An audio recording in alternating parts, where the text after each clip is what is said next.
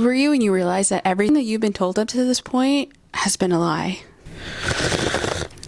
And I'm not talking about Santa Claus. Sorry, spoiler alert. I don't know if anybody knows this, but I don't know if there's some white dude coming down your chimney giving you free gifts to everybody. So hopefully you're over the age of 18 watching this. And you're not my niece. God, please don't be my niece. I didn't mean to start off with a hook like that in this series. Welcome to how I went from being afraid to sleep alone to traveling the world alone. I think that's how it goes. So being afraid from sleeping alone to traveling the world alone in a year, how I did it. So you can do it too in 2025. And this is not just for people who are, single or living alone or whatever the case may be. This is for people who want a challenge, want to see the world, regardless if it's with someone or not, want to try solo traveling, are curious about solo traveling, nosy about me and want to know a little bit more about me and my backstory, which is perfectly fine. I'll show you all the lore and fun stuff like that. So I hope you stick around, subscribe, and let's hang out. Low-key, it kind of feels like a therapy session, like I'm about to spill all my guts to you and tell you all the things.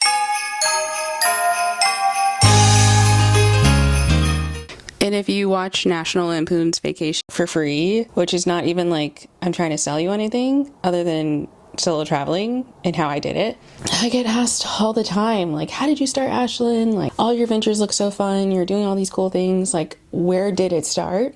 I was actually just doing some heavy reflecting on where it started, and I kind of wanted to share that with you. It started about 8 months post-college when I was able to finally find a new job that was worth my while, that was better, my first big girl job, which was really nice. If you're in college right now and you're applying to jobs, it is tough out there. Even some of my friends right now who went back to school and getting jobs and stuff like that, it's hard. It's really hard. I applied to jobs in California, Oregon, Washington, pretty much just the Pacific Northwest and just the West Coast. I knew I didn't want to come back to Vegas. That's where my family is and things like that. I knew I didn't want to stay in Reno, Nevada, which is where I went to get my undergrad. But I also knew that I just wanted something different. And I wanted to live alone. Excuse me. The thought of living alone after spending many years living with others, not really having any sort of independence outside of someone else. I was so dependent on others, honestly. It was down to the point where it was the bills were due and all I did was just give my cut of the bill and that was it. I don't know who the company is, what's going on with that. I barely bought my own groceries. It was kind of one of those situations. And I wanted to learn how to be able to do things on my own, just in the event, let's say, something happens, get in a relationship that ends, or any point in life where I need to start over again, I know that I can do it and I know that I can do it on my own and I'll be just fine. I started applying to more jobs specifically in the Bay Area, and just big shout out to my best friend for letting me crash on his couch for 2 months.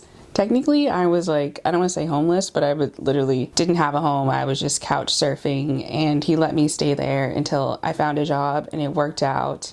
Believed in me, and for that, I owe him everything. So the next time I'm going on a brand trip or something and it's Turkey and Caicos or wherever and we're on a yacht, he's getting invited because he's a real one. Also helped me to move to California. So here we are.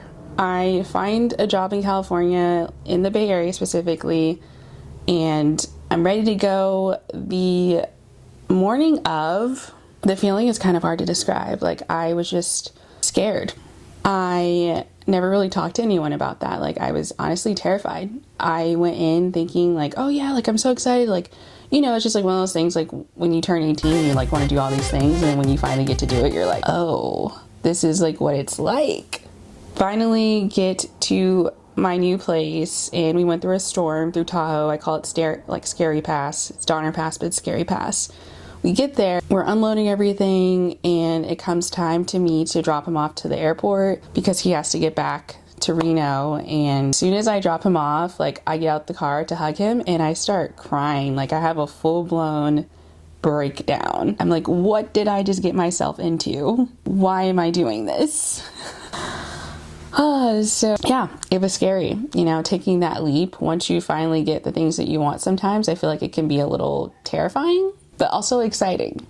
I'm drinking Trader Joe's hot chocolate in case anybody wants to get like a little hot chocolate break, and I wanted to reload it with whipped cream, but I'd have to go all the way downstairs, and this is like a 2-story house, which is kind of like a privileged thing to even say, but I just don't want to leave you guys. The first 3 months, I wasn't really able to sleep at night. I was kind of terrified. I was just like, oh my God, someone's going to come in here and they're going to hurt me. They're going to, you know, do all these things to me. Like, someone's watching me. I did have a creepy neighbor upstairs above me. It was this older guy. I don't really know his age, but older. He was with, I think he had a partner. I honestly would just hear them having sex all the time at night, but that's like a whole another story. I just got to the point where I was starting to feel like a little lost. I started to feel like, what is the purpose of me even being here? Like, yeah, I wanted to come for food and to see different things, to meet people and like all those other things, but like I felt like I wasn't even doing it. What's going on in my hand is weird. I would drive an hour to get to work and 2 hours back, come home, eat, shower, sleep. The routine was just so boring to me and kind of bleak and a little depressing. And I just didn't want to turn into like one of those people that just like, it's like that one episode of SpongeBob where it's like Squidward just goes and does all these different tasks, but like he has the same routine, the same life every single day, and he just like hates it eventually. So I'm like, I'm living here, you know, if after a year it doesn't work out, that's totally fine, but like, what can I start to do now that feels familiar to me? So I'll actually start to enjoy living here, because I wasn't at first. I just got so tired of being afraid all the time, and so like afraid that I was going to be too afraid to even want to do anything. So I was like, okay, let's go try some food. Let's go see if we can find different coffee shops near us, like on the weekends, and check and see how that goes. So I started pretty slow. I remember looking up coffee shops near me on Google, and I know it sounds so simple, but like I did that. And I was just like, oh, this is like a 20-minute drive, which is pretty much most places in the Bay Area, but longer. And 20 minutes will get you into a completely different city, which is awesome. So I guess I would go on like mini road trips, and I was like, oh, like let me just go to this coffee shop. And I'm like, oh, look at this cute town, like really fun, you know, to learn about like what's happening and, you know, things like that. So I started small. I was like, let me, you know, go to museums. I remember I went to a museum. It was like an art show kind of night. It was in San Francisco. And at the time I lived, I think like 40 minutes away from San Francisco. Now I actually live farther, but at that time I was like, oh, I don't mind driving. And it was a night event, which was new for me. At first I was just like, oh, I have to be inside by like 8 p.m. or something, or before the sun goes down, because that mentality of like living with my parents and doing things like that and just like having a curfew. But I'm an adult, so I don't really have a curfew. I remember going to this event and I met some incredible people, amazing artists, and it just filled my heart with joy, and it just reminded me of like why I'm here. I actually am like met like a really incredible artist, and he has like a ton of great art on Instagram and stuff like that, makes murals and stuff, but like all because I went to that event. Like I met someone, I was like, oh my God, I made a friend. It was so nice. This is my phase of getting to know the new place that I moved to, the new city, California as a whole, and just by doing that and branching out and getting outside of my comfort zone, because I was so used to just like my group of friends. Like even when I moved to the Bay Area, like I knew like 3 people from college, and I tried to get in contact with them and to hang out and stuff like that, but they didn't really want to hang out with me for some reason. So I was just like, oh, okay, that's totally fine. But it's funny now, they're like, oh, like your life looks so exciting and fun. Can I join? And I'm like, anyways, over the next few months, I started to notice that I got more comfortable with my living situation. I mean, I wanted to move. I left after the first year.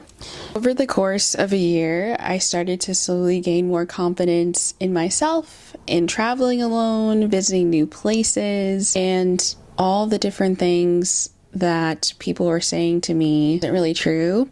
So at the beginning of this video, when I ask you a question, how old were you when you realized that everything that you were ever told was a lie?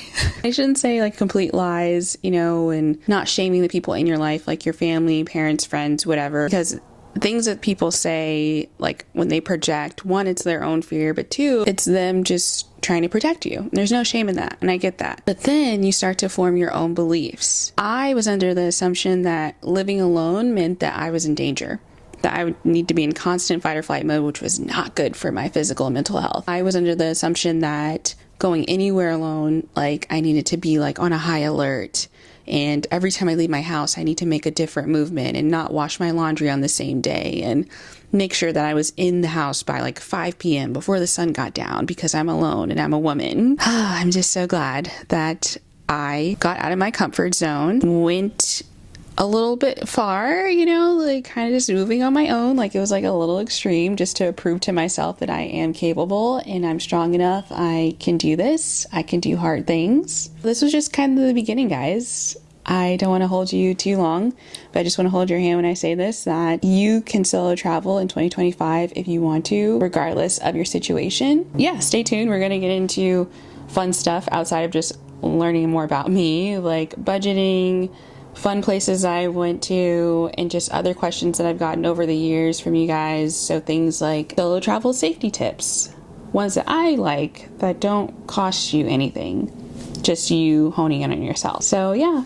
thanks for watching this video of my series on how I went from being afraid of sleeping alone to traveling the world alone. Let me know if you have any questions or anything. Please subscribe, like, comment, share, and let's solo travel some more in 2025, guys.